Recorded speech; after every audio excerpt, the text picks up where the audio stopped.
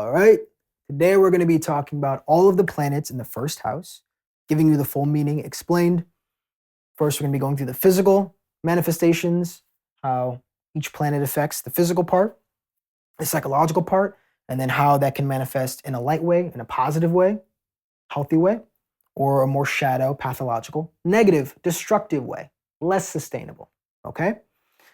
And before we start putting planets in the first house, you see right here, these are the archetypes, meaning, each different planet is a different manifestation, archetypal derivative of the collective unconscious of your psyche. And each birth chart is a map of the psyche, as each of these archetypes, these gods, these entities, these conscious agents, however you want to describe them, how they interact through aspects and through sign placements and house placements and Varga placements and dignities and Shadbala and all these different parts of astrology that manifest, whether you're a Western astrologer or a Vedic astrologer like myself. Now, what we're going to be doing is very simple. We just take each planet, we see the archetypal manifestations. Obviously, there are far more for each planet, but I'm just giving you the general, most bare bones archetypal descriptions of each planet. And you just take that archetype and you put it in each house, each area of your life. And so today we're doing the first house. We've already described the first house and all the houses psychologically and physically. You can look at those videos. I've already posted them if you want to catch up. And now we're going to start putting planets in them to see how that's going to start coloring the chart or changing the chart. Because again, each one of these planets is a different piece of your consciousness, a different subpersonality, a different part of yourself. It's going to manifest differently in each house. So that's what this series is all about. We're starting a new series. So all the planets in each house.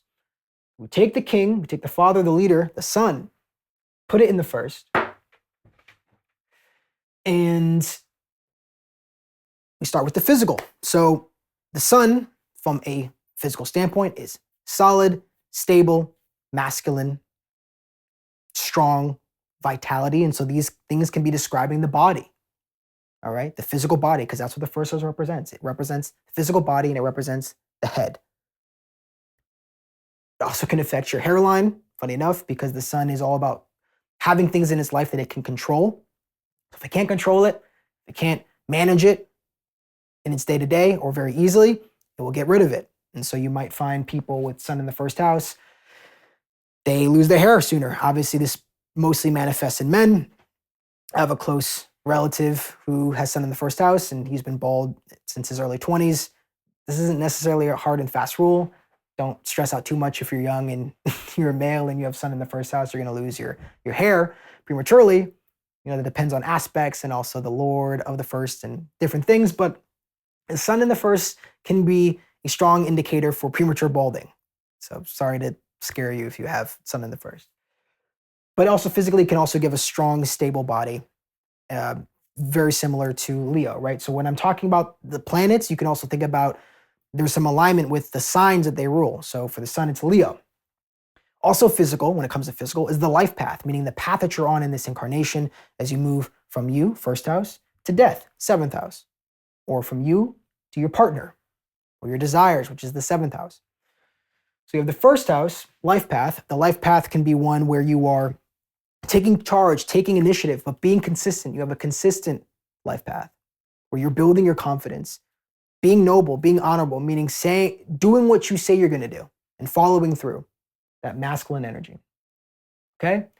And even taking a father role, king role, leader role, a masculine role in life. Doesn't mean that you have to be a man to do this or you have to be a father or even a king. It's just more of that energy is manifesting, and it's manifesting prominently because that's the first house, which is the most prominent house. It's the first house. It's the house that people will see when they interact with you. The 10th house is the house people will see when they don't know you. So they see you on TV, if you're on TV, see you on YouTube, that's more the 10th house. That's how they'll view you more often, looking at the Lord of the 10th and those things. But when people interact with you on a one-to-one or even an interpersonal basis, so like in a group or just in person interactions, they're going to see the first house. That's the persona. And that leads us to the psychology of the first house, which is the persona, the projection that you provide, right, is going to have a kingly aura, a fatherly aura, or a leader, a masculine You can have that persona that is consistent and solid. And if you're manifesting it in a light way, it's going to be confident, consistent, stable, true to your core identity, because the sun is the most unchangeable, most consistent part of one's entire being. It is the part of you that changes the least. It is your archetypal indicator. Your player type is wherever the sun is. Put that in the first, your player type becomes front and center. Your core identity can create a very strong ego, and that can be good or bad, right? It can lead to somebody who is egotistical, overly authoritative, self-centered, and even the opposite manifestations of a good king or good leader, which is being inconsistent or overly dependent on external validation, insecurity, or it can be somebody who does what they say they're going to do, solid in who they are, no matter who they're being presented with, and who does what they say they're going to do, and they're consistently on their path, and they know who they are, and they know what they're doing, and they know why they're here, and they're able to initiate consistently. Stability, being steadfast, being firm. So even if they get opposition, they are firm. The shadow side, they're more likely to bend and break, or be dishonorable, or lie and cheat and steal on their life path. And the persona that they present is fake. It is not true to who their core is. All right? So that is sun in the first in a light and shadow manifestation. We then have the moon, which is the queen, the mother, the child, also inner child, but it represents you as a young infant, like 0 to 2, and also in the womb. And the feminine. So sun is the masculine, more solid, initiatory, vitality, the strength, that life force energy, filling up every cell in your body, that true core, unending, undying spark and light that's at the core, kind of like Tony Stark and that light in his chest. That is the sun. Where the moon, representing the emotions, is the queen, the mother, more receptive, feminine part of your being. And so from a physical sense, that can create, unlike the sun, which is more stable, solid, masculine, even if it's a woman, you can have strong bones, strong constitution, right? Moon, it's going to be more of a round, presentation, a round image, a round physicality. And when it comes to the physical life path, meaning the path that you're walking on in this incarnation, it will be more aligned with how you're feeling. So the sun's like, I'm going to do this because I said I'm going to do it, or because I have to do it, or because this is who I am. More so, I would say, I'm going to do this because this is who I am, right? I'm a dancer, so I dance. Or I'm a singer, so I sing, right? I'm an accountant, so I count things. But the moon is more, I feel like doing this, or this feels right. It's more about feeling. And so it's going to be more malleable, more adaptive, more receptive to the situation, the environment, the people in your life, the people in the external environment. That is the moon. So it's very different than the sun. Okay? And that's like the physical. So the physical, the life path you're on will most likely change. And that's fine. It's not a bad thing. Now, if the moon's afflicted, then it can be bad because the feelings are not true. The intuition is not operating properly. So you might resonate with something that actually is not aligned with good, positive emotions. And so then you're on the wrong path because you're out of alignment, because what feels good is actually bad for you, because your emotions are out of whack because of trauma, because as a child you were hurt, or because you're not able to receive the things that you actually need, because the moon is also about getting your needs met. So on that path, you're about getting your needs met and responding intuitively to the environment, intuitively to the space around you as you walk along that path, and having a physicality that is able to invite, be receptive, to attract and magnetize the things that you need. The sun goes after what it needs and what it has to do. The moon attracts, feminine attracts what it needs and what it has to do, and is more nurturing and caring, where the sun is more duty-filled, kingly, or whatever. And psychologically speaking, the moon, it's tied to it's feelings, man. It's the mind, moon, Manas is the mind. Sun is more that soul, that core soul. The moon is the Manas, the mind. And so psychologically, it is somebody who is tapped into their emotions, and their persona, the mask they wear, is going to be inviting, usually caring, but also somebody who can wear their emotions on their sleeve, and that can be good or bad. It's not always a bad thing to wear your heart on your sleeve, or I guess depending on what your perspective, you might think that's always a good thing. The light manifestation is somebody who is emotionally transparent, able to be vulnerable, able to connect emotionally with other people, especially when they're interacting in person, because the moon is so prominent, because they're able to be social in that way. The moon is a very social planet. It likes to connect with other people. The shadow side is somebody who's emotionally volatile, emotionally inconsistent, is resonating or presenting false emotions, meaning they're saying they feel angry, but they actually feel fear, or they say they feel fear and they actually feel guilt, or the way that they're presenting their emotions, the way they're expressing themselves is not actually how they're truly feeling. They're just doing it because of pathology or trauma, because that's what they think people want them to feel. They want to, I'm supposed to be happy, so I present happy, and things of that nature. So usually the emotions will be front and center with the moon in the first house, because the first house is front and center, psychologically speaking, and the emotions will be very, very prominent. But that can manifest in a good way or a bad way, or let's say a sustainable way or a destructive way. It's probably a better, more descriptive terminology than just good or bad, whatever that means. But is this sustainable? Is this honest? Is this congruent? Are these emotions that you're presenting actually how you feel? Or are they contradictory to how you feel? And also, shadow side can be, overly volatile, changing too much, focusing overly too much on the emotions and not just doing things that you need to do, not taking proper initiative. Another thing that you could say about the sun as well, going back to the sun, is that, lacking that emotional responsiveness, only doing things because you have to do them, but not actually checking in and making sure you're getting what you need. Where the moon can be overly focused on making sure that you get what you need on the path, and saying, well, sometimes you have to forego the things you need in that moment to get the job done, to do what you need to do. Okay, so there's, not anything is particularly good or bad inherently. It's how it is manifesting. All right. And the same could be said, similar things could be said, not the same, because planets in a house are far more powerful than a sign. Because again, it's a piece of it's a conscious agent, it's a subpersonality, it's a conscious entity in that area of life, far more powerful than just the sign. But you can have somewhat similar indications, and just obviously with a lot less intensity when you have Cancer in the first house. We then take Mars, put him in the first. So Mars, as you can see, is the warrior, the general, the pioneer, the will of an individual. And physically, how does that manifest? Well, physically can give you sharper features or give you a more, warrior type, pioneering, willful, strong, potent presentation when you present yourself. Because first house is also style, clothes you wear, image you present, that aura, right?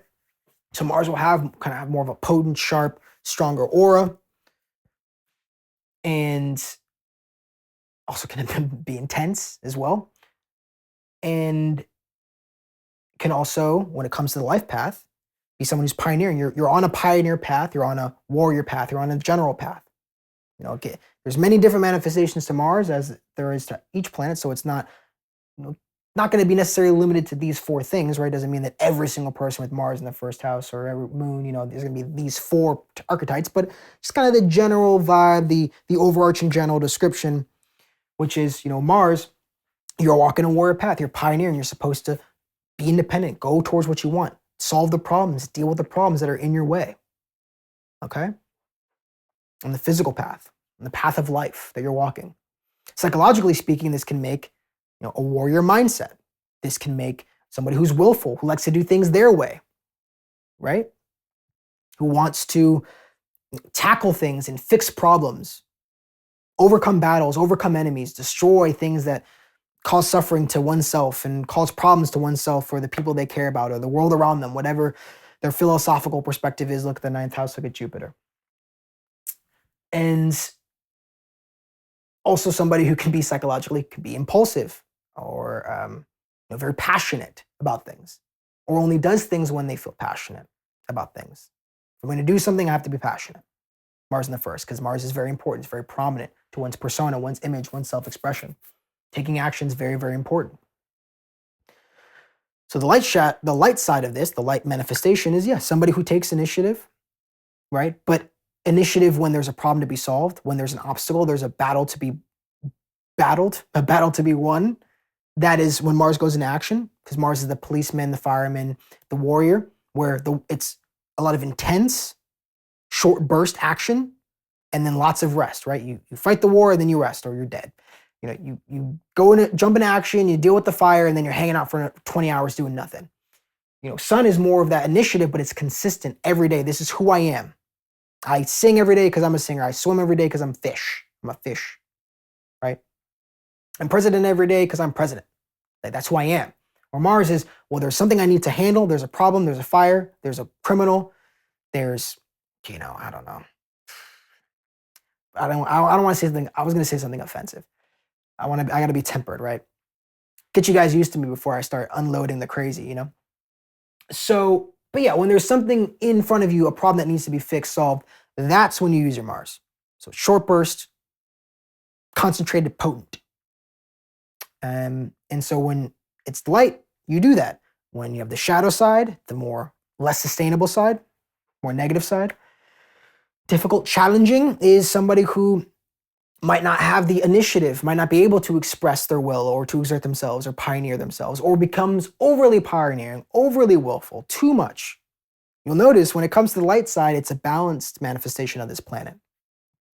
And in the first, again, like their persona is too much Mars, too intense, too overly passionate, too contrarian, too abrasive and hostile.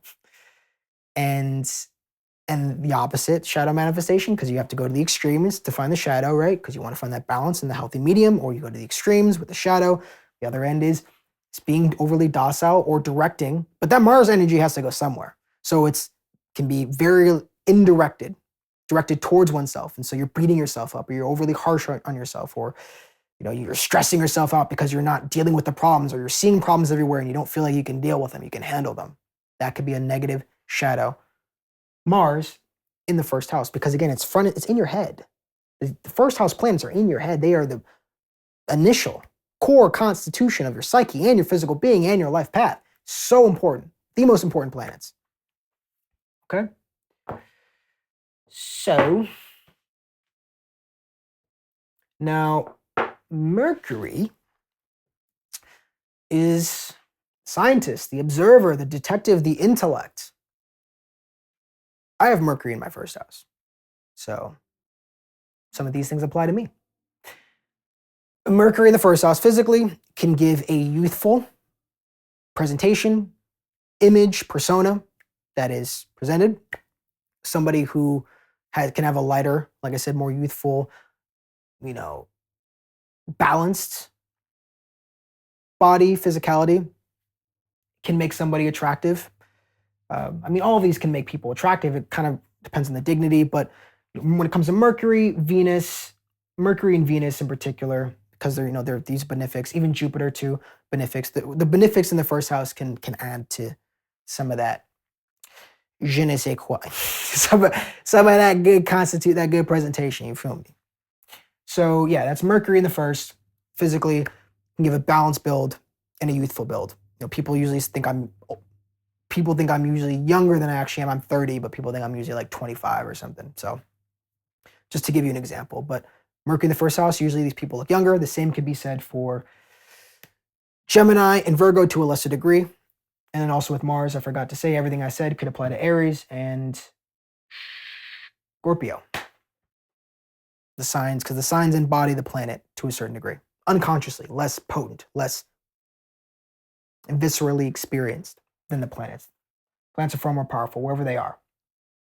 Now, and then also the life path, I almost forgot. So with the life path, you will have a life path that is going to be more eclectic, be more varied, walking a life path that you're using your intellect on. And so you're analyzing things and observing things and trying things out and experimenting on your path, on the physical path, and trying different things out, picking them up, checking them out, not becoming too attached if you're healthy, and letting it go. Now, that's the light manifestation. Now, a negative manifestation is holding on to things that you're not supposed to be holding on to because you're just supposed to be looking at them for a temporary time, and then you have to let them go. Right? Intellectually, right? Because that's going to be more alignment with the psychology. With these, you're going to have the psychology, masculine, feminine, will, intellect, relating, guided, and then shadow. So the fourth one on each of these is going to be the more psychological manifestation, the most psychological, as like a general theme motif for each planet. But with the intellect, psychologically speaking, someone who's very intellectual, likes to observe things, likes to analyze things, communicate, can be intelligent if Mercury is in good shape, or if that person has integrated their Mercury and doesn't let it rule them, becoming overly analytical, because that's the shadow, right? Shadow side is somebody who talks too much. I kind of do that a little bit. I talk a lot, you can tell. Somebody who overanalyzes things or can become emotionally detached because they're too analytical. Or the opposite, because again, right, the shadow is at the extremes, the healthy is in the middle. So the light is going to be the balanced version of that, using the intellect when it's appropriate, analyzing things when it's appropriate, being able to communicate, but also listen. Is important. Not just talking. And also, being able to, find intelligent plans and strategies to move along that path, or to communicate or present oneself or express oneself. And be youthful and playful and not take life too seriously. Walk along their path of life in a light, more playful way. But the extreme, again, is doing that too much, being too playful, being too analytical and emotionally detached, or especially if the Mercury is in Cancer or aspected by the moon, because the biggest enemy to Mercury is the moon. It's our emotions. When you're a scientist, when you're a detective, when you're an observer, not supposed to let your emotions get in the way. And so a shadow manifestation of Mercury is somebody who, when they're supposed to analyze something, when they're supposed to communicate in an unbiased way, or they're supposed to observe something without any influence to see something as it is objectively, their emotions color it overly, color it too much. Because there's emotions always going to color our perspective. No one is truly objective if they're a human being. Everything is biased. Everyone is biased unless you're fully enlightened, and then why are you watching this video? So we all have a level of bias, but there's degrees to this shit, right? There's levels to this shit. And so shadow side of Mercury is somebody who's overly emotional when they're supposed to be analytical.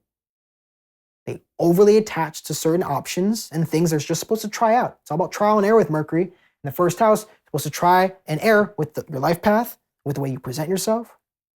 You're supposed to listen and observe, but emotions getting in the way, you get the shadow side of Mercury, becoming overly attached to things that are only supposed to be temporary, taking things too seriously, becoming overly emotionally involved in things that are just supposed to be a trial run. That's the shadow side of Mercury. And so you're not a good scientist, right? Imagine, this is why we try to find bias in studies, right? We want to cut out the noise. How can you be a good scientist if you're overly biased, overly emotionally invested in the results?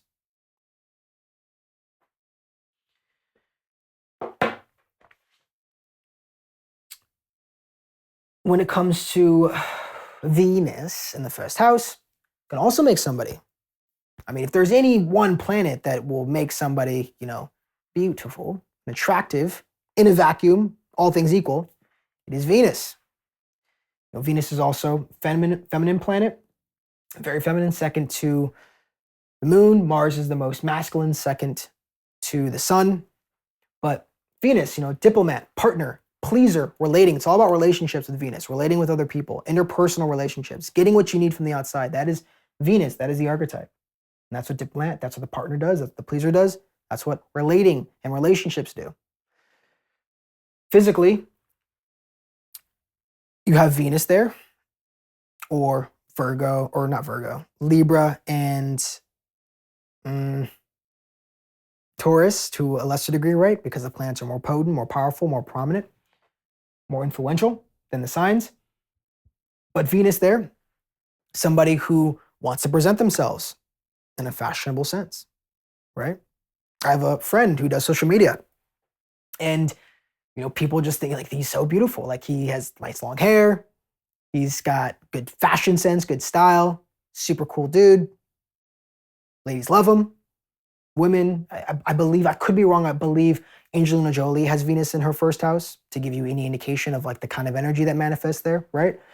Or if Libra rising, Taurus, but to a lesser degree, Venus is going to be more prominent. Beautiful, elegant, fashionable, very agreeable, easy on the eyes. These are things that Venus represents. So physically, it can be somebody that's beautiful, naturally beautiful too, usually, because Venus is all about natural beauty.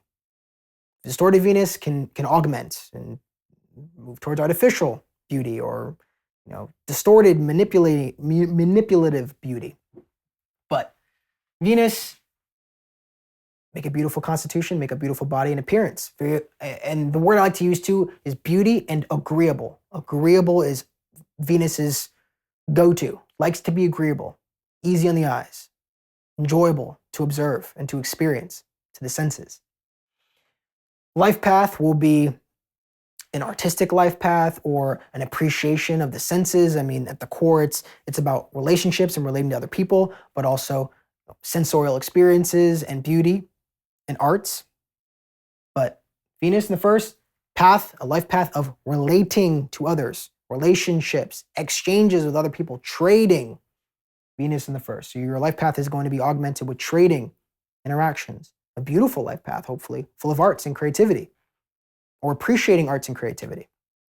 Psychologically speaking, somebody who is looking towards others to make sure that there's harmony, there's balance, that there's win-win situations happening, that there is a balanced give and take, where people are leaving happy, things that are sustainable, things that are beautiful.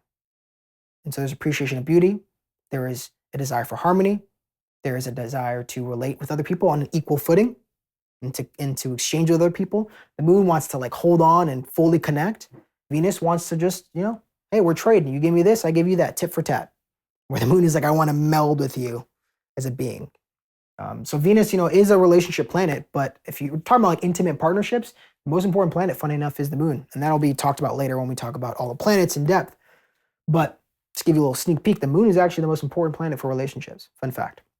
But Venus is important too, because when you have a partnership, when you have a relationship, you want to have equal exchanges. You want to feel like you're with your equal. You don't want there to be an imbalance, placing somebody on a pedestal or being placed on a pedestal. That has problems too. People think they want to be worshipped, but get in a relationship with somebody who worships you, and it's going to lead, especially for women, it can be dangerous. Okay? So that's the psychological. And so light side is, yes, somebody who seeks harmony, seeks win-win, seeks balance, seeks an equal trades, cares about other people, cares about oneself, has a good self-worth. And afflicted Venus, the shadow manifestation in the first house, is somebody who feels insecure about the way they look, might have to overcompensate, overly worried about their looks or their appearance, or overly concerned with their social identity or the way that they exchange with other people. Overly focused on the external world can lead to vanity. Vanity, vanity, vanity. Shallowness. With Venus in the first house, that's the shadow manifestation. At the home stretch, my friends, we go to Jupiter. Jupiter, Jupiter, Jupiter. Okay. So physically, Jupiter is the biggest planet. Big body boy. Big Jupe in the first house, in the house, but the first one. First house, not the second. So yeah, Jupiter there, it makes, wherever it goes, it brings fortune and it brings expansion. So physically, it can bring a lot of luck on your path, a lot of fortune on your path, a lot of natural wisdom as you move along your life path, the physical space of your life. It also can make things bigger. So usually can give a bigger build, not necessarily, overweight, that's an affliction, but just a larger build. So maybe even taller. Not necessarily tall and skinny like Saturn, but bigger in a healthy way. At least that's the physical, and can have a big presence, larger than life presence. This can be somewhat similar to if you have Sagittarius or Pisces. Psychologically speaking, somebody who, again, more lighter manifestation, somebody who's joyful, somebody who's wise, somebody who can forgive or, see the bigger picture, because again, it's the head, it's your persona, somebody who is generous, in the way they present themselves, the way they interact with other people, the way they present themselves, the persona, the mask. Be generous, larger than life, fortunate, wise, lucky. It's blessed. And also, I mean, attractive just because, again, benefics in the first house, they help somebody out, when it comes to the looks department, usually speaking. Not always. And just because you have a malefic there doesn't mean you're going to be ugly. I have a friend who has Mars in the first house. She is beautiful. Talking like Obama right now, I feel like. But it doesn't mean that you're going to be ugly. Don't be crying because you don't have a benefic in the first. But usually that's a good indicator. Okay. Also, the dignity though matters in the aspects to the first house. So can make somebody attractive, but like in a healthy, very healthy way, very solid way, powerful way. Because Jupiter's powerful. It's the most powerful planet, not counting the sun, which is the sun. It's a star, not really a planet. And so that's the light side, right? The shadow side is the extreme. So somebody who is overly generous, arrogant, overly reliant on luck and fortune, thinking everything's going to work out the way it's supposed to, or not able to worry about the details, or not able to focus on the details, too focused on the big picture, too pathologically focused on the bigger picture. Or if afflicted, the shadow side is not being able to see the big picture, not able to tap into one's joy, not feeling lucky, fortunate, not able to tap into their inner guide, their inner wisdom. Because Jupiter, I forgot to mention the archetypes, my apologies for that, is the guru, the priest, the philosopher, the guide. I misspelled philosopher, I know. Don't yell at me in the comments. And also, if you're relating to any of these, please let me know in the comments. If you have your opinions, I always love to hear them, and I usually respond when I can. I'm getting a little bit more comments than I was before, so it's getting a little bit harder, but you do what you can. So yeah, but Jupiter's the guru, the priest, the philosopher, the guide. So that's the beneficial manifestations, but somebody can be, overly arrogant, overly prideful, manipulative, because they think they know everything, right? Or unable to forgive. These are the shadow manifestations of Jupiter in the first. On one's path, in one's persona, it's more detached and less generous and open and gregarious. All things that Jupiter is so beautifully known for. And scarcity on that path. Feeling that lack, not feeling able to give to others through abundance, which is what Jupiter also represents. Now, finally, Saturn in the first house. This is tough. I'm not going to lie to you. This is out of all of them, this is going to be the most uncomfortable to have in the first house, front and center. Because Saturn is the servant, the elderly or the elder, the authority, and the shadow. So you have a more challenging life path. Give it to you straight. Not going to sugarcoat it. I'm not saying you're going to have a bad life. I don't know you. I don't know whoever you know that has Saturn in the first house. But I'm pretty confident shit isn't easy. I can say that. So Saturn, like we said, we have the servant, elderly, authority, shadow in the first house. Physically speaking, actually can make somebody thin and tall. Saturn is a tall, thin graha, planet. The life path is about austerity, discipline. One activity that is, I think, very representative of Saturn when I mean austerity, when I mean discipline, is fasting. So going without. Can be scarcity on that path. Really making sure that you're staying on course, life path, the physical life path. Doing patience, perseverance, resilience. These are things you're going to need on that life path. And so the life path, you might not have a lot of options. Mercury, you're probably going to have the most options. Also Capricorn and Aquarius ascendants. You're going to have less, for whatever reason, however it's going to manifest, and manifests in amazingly infinite ways in this infinite universe. But however it manifests, it's going to be more limited. Mercury has the most options, and also Jupiter as well. You give a lot of options, a lot of abundance. Saturn in this incarnation, because of the soul playbook, the soul curriculum that you decided before you incarnated here, it's going to be more restricted, more disciplined, and staying on course. And then psychologically speaking, as we said, using that perseverance, using that discipline, being able to go without, which is not inherently bad. Because again, with Jupiter, you can have too much abundance, too much is going on. Mercury, you're trying too many things, but you're not going deep with anything. You're not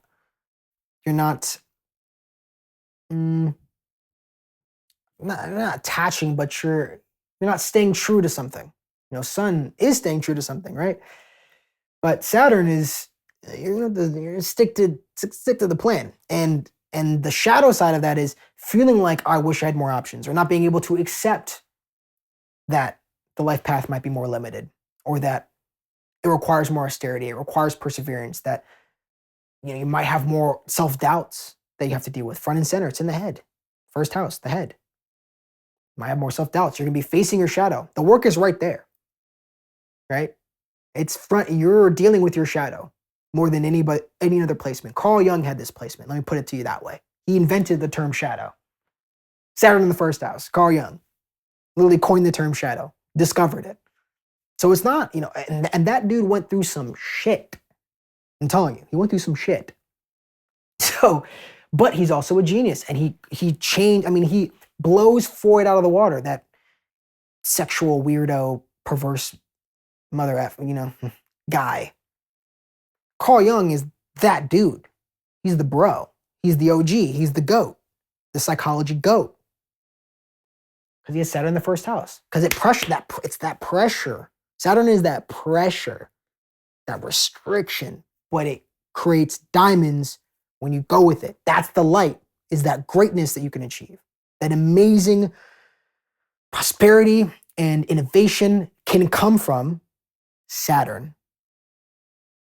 But you got to be willing to take the pressure, persevere, and move forward, and stay on path, stay on track. So another shadow side is not being able to stay on track, resisting the austerity, resisting the discipline you need, and being undisciplined, right? Or opposite, overly austere, too disciplined, too restrictive to yourself, not allowing yourself a little bit of breathing room.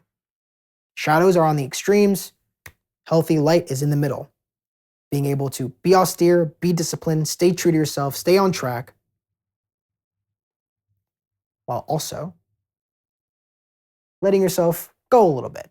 Give a little breathing room, making sure that you're tapping into your intuition, tapping into your guides and your feelings, and socializing and getting other people's opinions, working with the whole gambit, using all the planets. That's how true greatness is achieved, is using all your planets, not cutting yourself off from a particular part of your consciousness. And then finally, too, with Saturn, it can create a more cold, stoic presentation, persona, because that is the first house. So it can be more cold, more stoic, a little bit more detached, more chill. Very different than a Mars in the first house or Mercury in the first house. Okay? So that was all the planets. Hopefully you enjoyed. If you relate to anything, please let me know down below. We're going to be doing all 12 houses, all the planets and all the houses and stuff. So subscribe if you wouldn't mind to follow me on this journey, or to come with me on this journey. And if you haven't seen the descriptions of the past houses, you can go on my channel and kind of binge watch it through to catch up if you'd like. I appreciate your time. Thank you. In the next video, second house.